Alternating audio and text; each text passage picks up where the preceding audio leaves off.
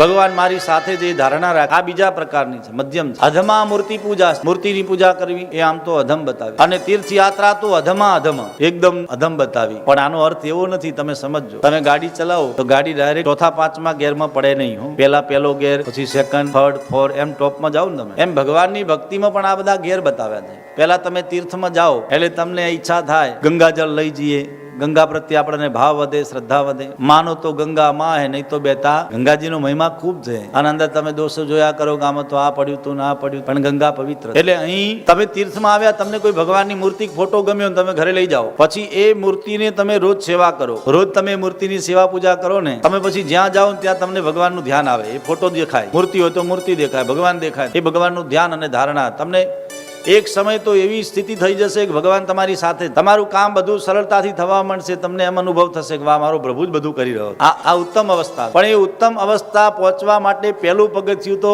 તીર્થયાત્રા છે જ. એટલે તીર્થયાત્રા કરવી જોઈએ, પણ ઊંચી સ્થિતિને બતાવવા માટે તીર્થયાત્રાને અધમ કીધી છે.